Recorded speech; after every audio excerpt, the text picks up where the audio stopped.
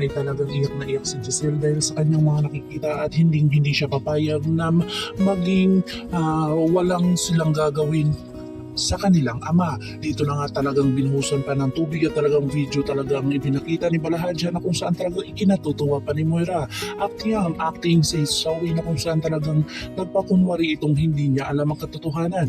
Dito na nga ay talagang nakuha na naman niya o nabilog na naman nila ang si Dr. RJ Tanyanga kung saan papayag ito sa kapalit ng 100 million kapalit ang ulo ng kanyang ama.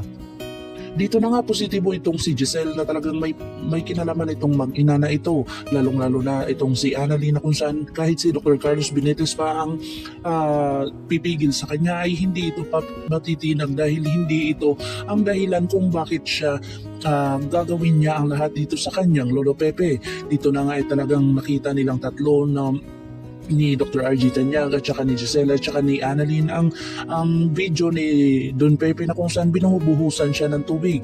Dito na nga talagang awang-awa na itong si Giselle sa kanyang ama at hindi siya papayag na ito ay mawala sa kanila.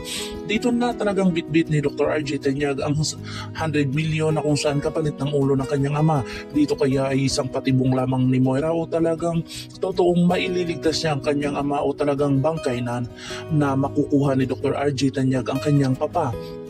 Si Lynette naman ay talagang nasa panganib na ang kanilang sitwasyon ni Harry kung saan talagang pumunta si Harry doon ulit sa kanila na kung saan talagang nakita ni Harry ang kanyang bilin at sulat na nagpapahiwatig na nasa masamang kalagayan siya.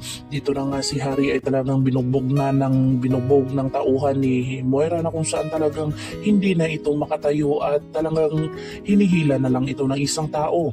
Dito na nga takot na takot itong si Lynette kung napaano na si Harry na kung saan pag nalaman nito ni Dr. Carlos Benitez ay talagang patay itong si Moira. Talagang ang buhay ang ipapalit dito kung talagang makikitil ang buhay ni Harry.